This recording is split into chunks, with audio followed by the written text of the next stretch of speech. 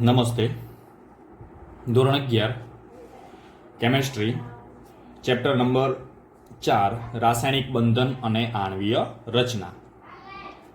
મિત્રો, નવું ચેપ્ટર આપણે ચાલુ કરીએ એ પહેલાં તમને એક સ્પષ્ટ સૂચના આપી દઈએ છીએ કે તમે જે વિડીયો છે એ વિડીયો સંપૂર્ણ જોતા નથી, એટલે કે એન્ડ સુધી વિડીયોને તમે જોતા નથી, કાં તો જુઓ છો તો વચ્ચે વચ્ચે તમે એને કટ કરીને જોતા રહો છો, અને એના કારણે તમારું જે હોમવર્ક હોય છે એ હોમવર્કની અંદર ઘણા બધા જે પ્રશ્નો જે પૂછેલા હોય છે કે જે વિડીયોમાં જેની ચર્ચા થઈ ચૂકેલી હોય તો એનો જવાબ તમે વ્યવસ્થિત રીતે લખતા નથી.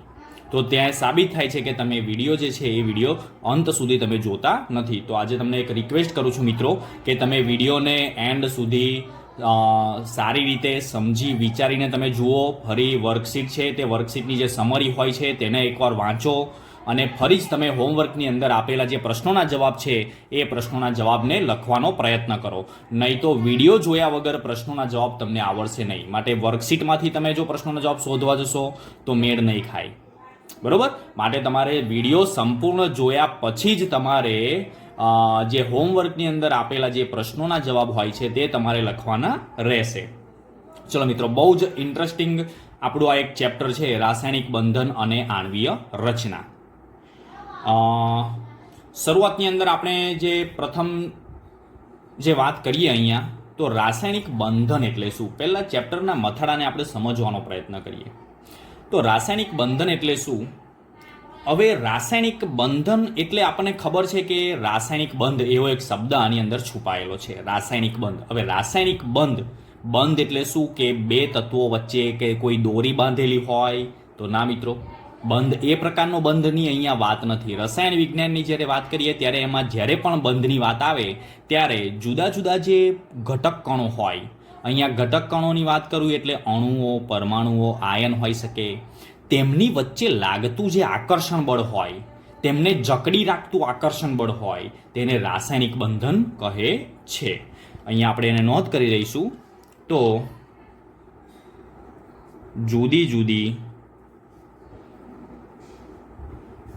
રાસાયણિક સ્પીસીઝમાં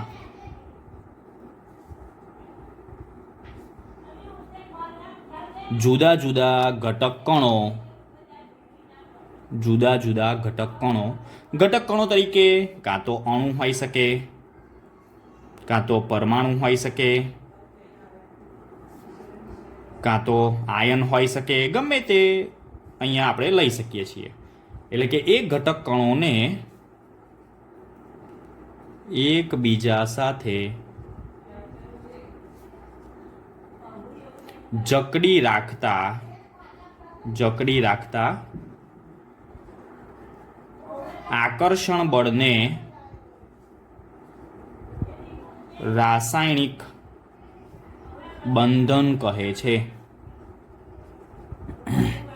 જો મિત્રો, અહીંયા આ બાબત સ્પષ્ટ છે કે કોઈ પણ આપણી પાસે અણુ હોય, સંયોજન હોય કે પછી કોઈ આયનીય સંયોજન હોય તો એના આયનો વચ્ચે કે પછી એના પરમાણુઓ વચ્ચે એ પરમાણુઓને એકબીજા પ્રત્યે જે આકર્ષણ બળ લાગે છે કે જે પરમાણુઓને ભેગા રહેવા માટે પ્રેરે છે તેને આપણે શું કહીએ છીએ? તેવા આકર્ષણ બળને આપણે રાસાયણિક બંધન કહીએ છીએ. એટલે કે તેમની વચ્ચે રાસાયણિક બંધ છે એવું આપણે કહીએ છીએ. અને આ રાસાયણિક બંધ જે છે એની ચર્ચા કરીએ ત્યારે આપણને ઘણા બધા પ્રશ્નો ઉદ્ભવે કે પરમાણુઓ શા માટે એકબીજા સાથે સંયોજાતા હશે, અને શા માટે અમુક જ પરમાણુઓ સંયોજન બનાવે છે, અમુક પરમાણુઓ સંયોજન બનાવતા નથી, એટલે કે શા માટે સંયોજાતા નથી, શા માટે અણુઓ ચોક્કસ આકાર ધરાવે છે, એ આકારનું કારણ શું હોઈ શકે? આવા જુદા જુદા પ્રશ્નોનો આપણે ઉકેલ આ ચેપ્ટરની અંદર જુદા જુદા સિદ્ધાંતો દ્વારા મિત્રો મેળવવાનો છે. એટલે કે રાસાયણિક સંયોગીકરણની જે રચના છે એ જુદા જુદા તત્વોના જુદી જુદી રીતે સંયોગીકરણને આધારે નક્કી થાય. માટે અહીંયા કેટલાક સિદ્ધાંતોનો આપણે આ ચેપ્ટરની અંદર અભ્યાસ કરીશું અને એના દ્વારા આપણે સમજીશું કે આ સંયોજનો બનાવવા માટે કયા કયા સિદ્ધાંતો કામ કરે છે. આપણે આ ચેપ્ટરની અંદર કેટલાક જે મહત્વના જે સિદ્ધાંતો છે જેમાં એક છે કોસેલ લુઈસનો અભિગમ, બીજો છે સંયોજકતા કોષ ઇલેક્ટ્રોન યુગ્મ અપાકર્ષણનો સિદ્ધાંત, જેને આપણે ટૂંકમાં કહીશું VSEPR સિદ્ધાંત. પછી છે સંયોજકતા બંધનવાદ, ફરી આવશે આણ્વીય કક્ષકવાદ. તો આવી જુદી જુદી એકદમ ઇન્ટરેસ્ટિંગ થિયરી આપણે અહીંયા શીખવાના છે. તો ચલો આજે આપણે અહીંયા શરૂઆત કરીએ ત્યારે આપણે એક ટોપિકનો અહીંયા ખ્યાલ મેળવીએ. રાસાયણિક બંધનની આપણે અહીંયા આગળ ચર્ચા કરી. હવે આપણો જે બીજો ટોપિક આપણો જે છે એ આ પ્રમાણે રાસાયણિક બંધન અંગેનો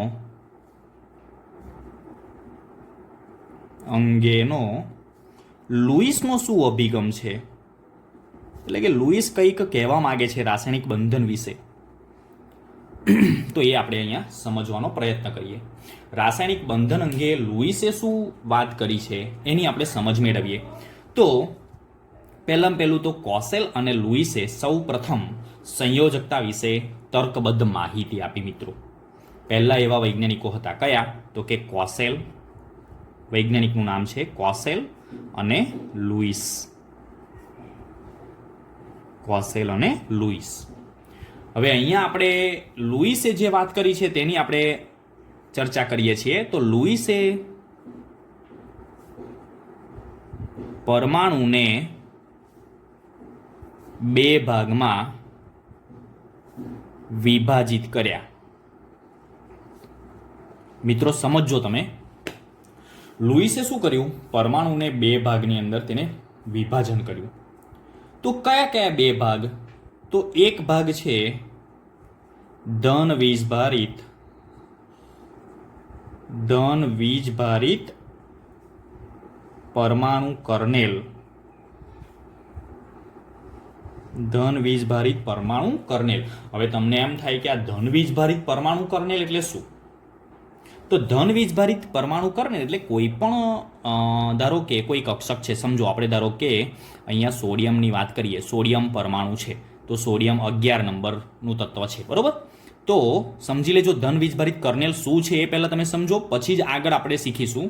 તો એની ઇલેક્ટ્રોનીય રચના લખીએ તો કેન્દ્ર પછી પ્રથમ કક્ષાની અંદર 1s1 અરે 1s2 2s2 2p6 અને આવશે 3s1.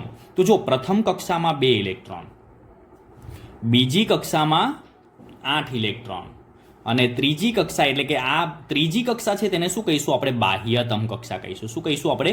બાહ્યતમ કક્ષા કહીશું. આને આપણે બાહ્યતમ કક્ષા એવું કહીએ છીએ.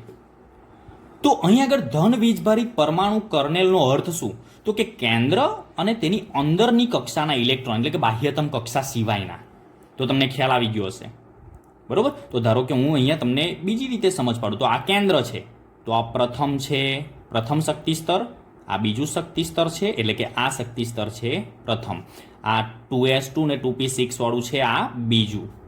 તો આટલો જે ભાગ બન્યો, આ જે ભાગ છે એને આપણે કહીશું, આટલા ભાગને આપણે કહીશું કર્નેલ કહીશું, પરમાણુ કર્નેલ આપણે કહીએ છીએ.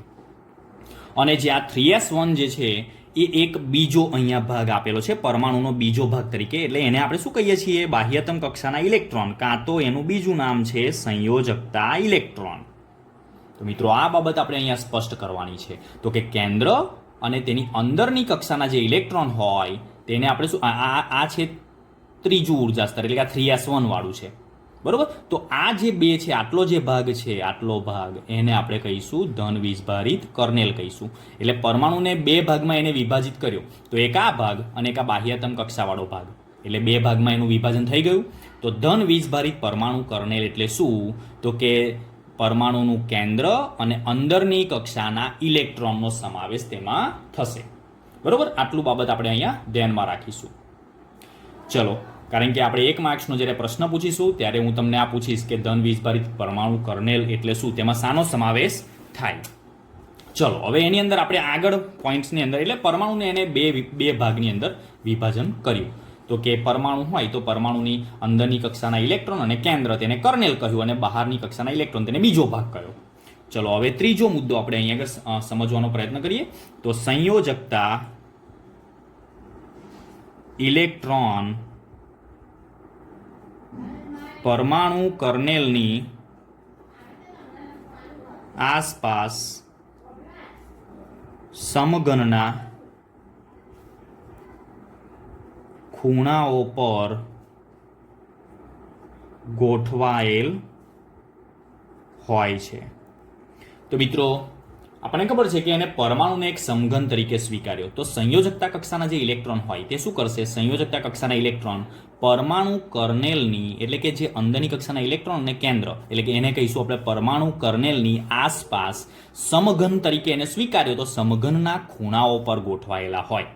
દાખલા તરીકે હું તમને કહું તો ફોર એક્ઝામ્પલ સોડિયમ છે. તો સોડિયમની બાહ્યતમ કક્ષામાં 3s1 નો જે એક ઇલેક્ટ્રોન છે નો એક ઇલેક્ટ્રોન તો એ સમઘનના કોઈ એક ખૂણા પર હોય. એટલે કે અહીંયા લખીશું સમઘનના કોઈ એક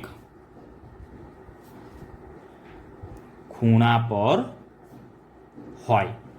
હવે જ્યારે ધારો કે નિયોનની વાત કરીએ તો નિયોનની બાહ્યતમ કક્ષામાં કેટલા ઇલેક્ટ્રોન? તો નિયોનની બાહ્યતમ કક્ષામાં તો 8 ઇલેક્ટ્રોન છે. નિયોનની ઇલેક્ટ્રોનની રચના આપણને ખબર છે 1s2 2s2 2p6, એટલે કે 2s2 2p6 એટલે એ છેલ્લી કક્ષા કહેવાય. તો એ કક્ષામાં 8 ઇલેક્ટ્રોન છે. તો એમાં શું હશે?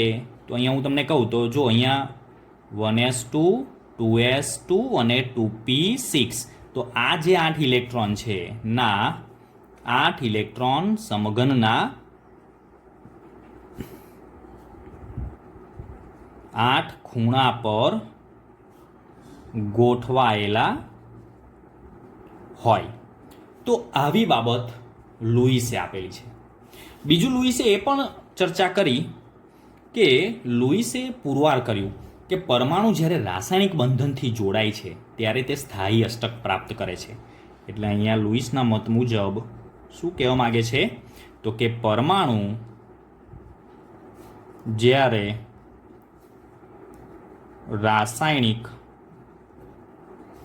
બંધનથી, એટલે કે રાસાયણિક બંધથી જોડાય, એમ રાસાયણિક બંધનથી જોડાય છે ત્યારે સ્થાયી અષ્ટક, હવે આ સ્થાયી અષ્ટક શું છે એ તમને સમજાવું.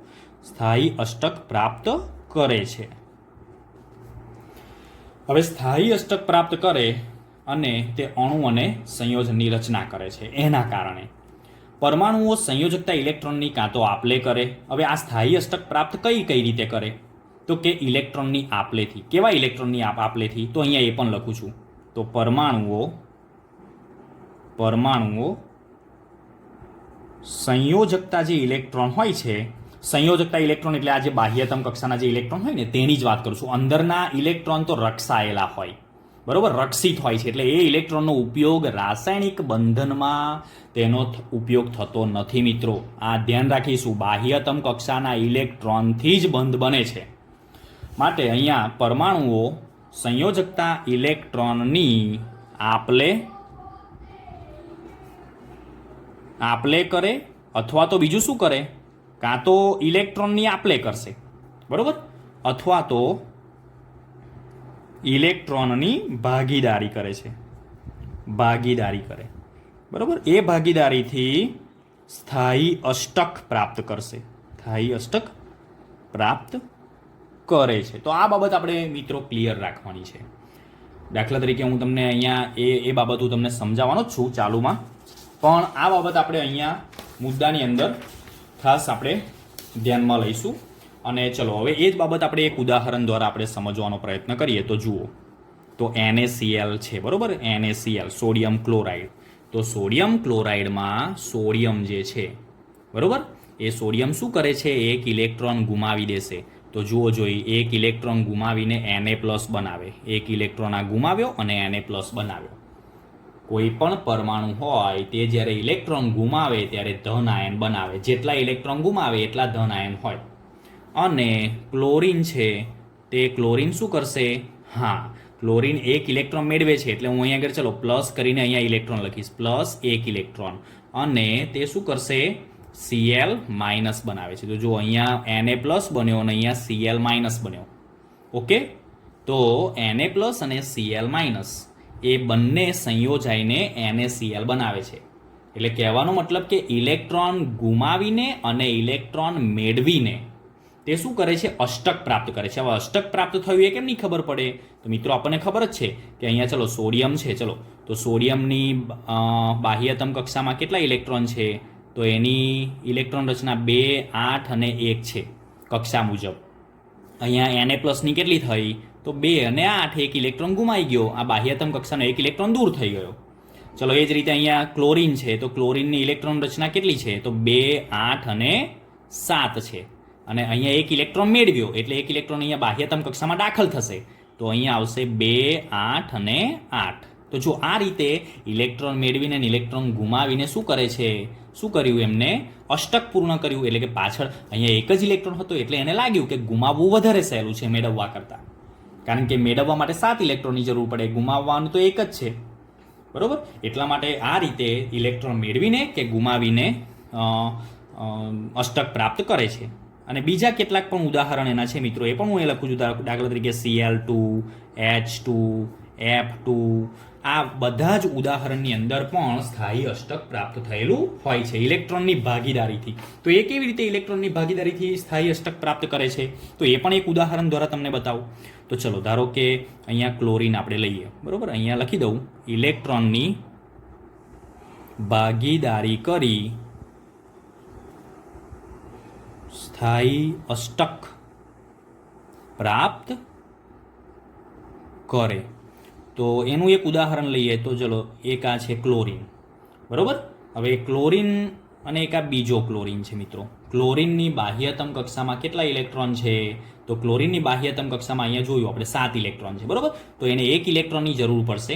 તો જો અહીંયા 7 ઇલેક્ટ્રોન હું ઇન્ડિકેટ કરું છું, 1, 2, 3, 4, 5, 6, 7 આ રીતે, બરોબર? એને આપણે એક બિંદુ દ્વારા નિરૂપણ કર્યું.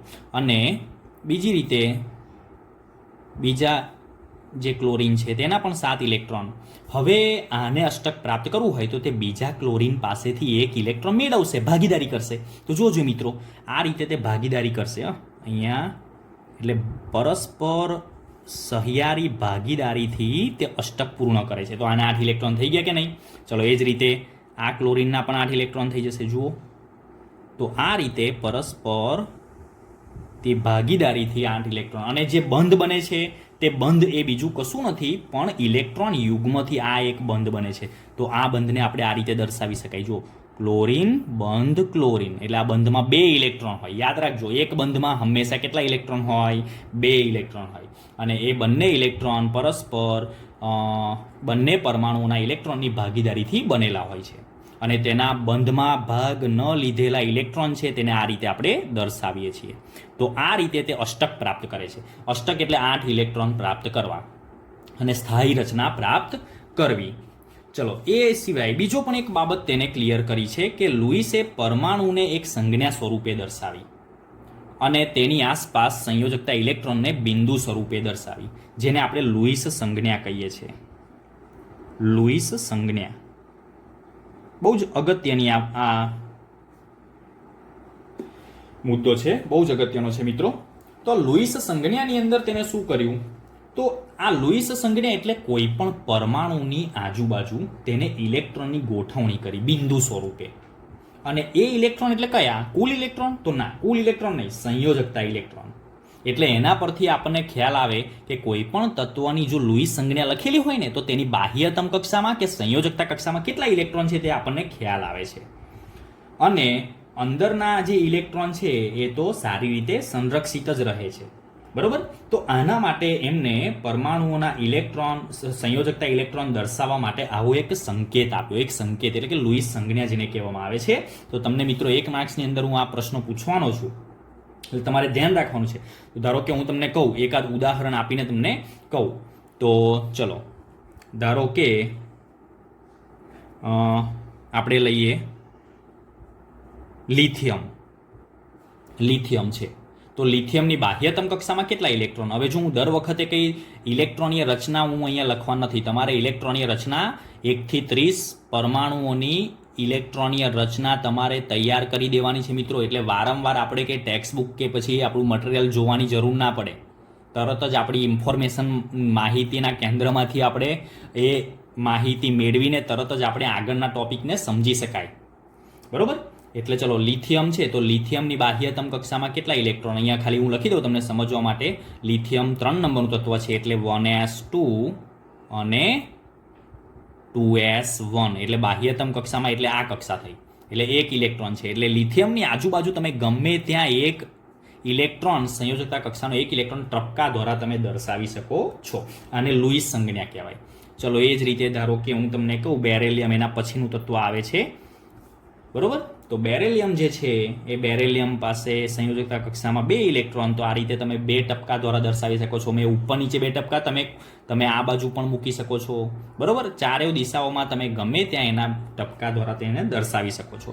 ચલો પછી બોરોન છે તો બોરોન 1 2 ને 3 ઇલેક્ટ્રોન આવશે, બરોબર. પછી આવશે ચલો ધારો કે સોડિયમ છે તો સોડિયમની બાહ્યતમ કક્ષામાં કેટલા ઇલેક્ટ્રોન છે, 1 જ ઇલેક્ટ્રોન છે, તો 1 ઇલેક્ટ્રોન વડે આપણે દર્શાવીશું. ખ્યાલ આવી ગયો. ચલો એ જ રીતે ફ્લોરિન 9 નંબરનું તત્વ છે, બાહ્યતમ કક્ષામાં 7 ઇલેક્ટ્રોન છે, બરોબર. તો એ 7 ઇલેક્ટ્રોન તમે અહીંયા આગળ આ રીતે તમે દર્શાવી શકો છો, 4 5 6 અને 1 7. બને ત્યાં સુધી તમારે આ રીતે પહેલાં જોડકા જેટલા બનતા હોય, ઇલેક્ટ્રોન યુગ્મ કહેવાય જેને, એ રીતે પહેલાં દર્શાવી દેવાના. પછી જે સિંગલ રહેશે તેને આ રીતે તમે દર્શાવી શકો છો. તો આનાથી આપણને શું ખ્યાલ આવશે? આનાથી પહેલું તો એના સંયોજકતા ઇલેક્ટ્રોનની સંખ્યા આપણને ખ્યાલ આવશે. સંયોજકતા ઇલેક્ટ્રોનની સંખ્યાનો ખ્યાલ આવે, બરોબર. એના દ્વારા સમૂહ સંયોજકતા ગણવામાં પણ તે મદદરૂપ થાય છે. સમૂહ સંયોજકતા ગણવામાં મદદરૂપ થાય. ત્યાર પછી આની અંદર જો ધારો કે તમારે સમૂહ સંયોજકતા લુઈસ સંજ્ઞામાં તમારે જોવી હોય તો ઇલેક્ટ્રોનની સંખ્યા અથવા તો 8માંથી તે બિંદુની સંખ્યા બાદ કરતા આપણને મળે. ફોર એક્ઝામ્પલ હું તમને કહું, ધારો કે કોઈ તત્વની આપણે સંયોજકતા જોવે છે, તો ચલો બોરોન છે, બોરોન, બરોબર. તો બોરોનની આપણે સમૂહ સંયોજકતા જોઈએ છે. કઈ સંયોજકતા? સમૂહ સંયોજકતા. તો સમૂહ સંયોજકતાની ગણતરી કઈ રીતે થશે? તો તેની લુઈસ સંજ્ઞામાં ઇલેક્ટ્રોનની સંખ્યા કેટલી છે? તો અહીંયા જુઓ જોઈએ 3 છે. કેટલી છે? 3 છે. તો એની સમૂહ સંયોજકતા 3 કહેવાશે. અથવા તો બીજી પણ એક રીત છે. કઈ રીતે છે? તો તેને 8માંથી તે બિંદુની સંખ્યા બાદ કરવાની. તો 8માંથી આ 3 બિંદુ તમે બાદ કરો તો બીજી એક સમૂહ સંયોજકતા 5 પણ કહેવાશે. તો મિત્રો આ રીતે એક માર્ક્સમાં હું તમને સમૂહ સંયોજકતા પણ પૂછીશ. ધારો કે હું તમને કહું કે ફ્લોરિન, તો ફ્લોરિનની સમૂહ સંયોજકતા કેટલી? તો ફ્લોરિનની સમૂહ સંયોજકતા કેટલી આવશે? તો પહેલાં તો 7 તો ખરી જ એના બિંદુ જેટલી, એટલે કે ઇલેક્ટ્રોન જેટલી, અને 8માંથી આ 7 ઇલેક્ટ્રોનને બાદ કરો તો 1 પણ એની કહેવાશે. તો આ રીતે સમૂહ સંયોજકતા જે છે એ પણ તમે દર્શાવી શકો છો. Thank you.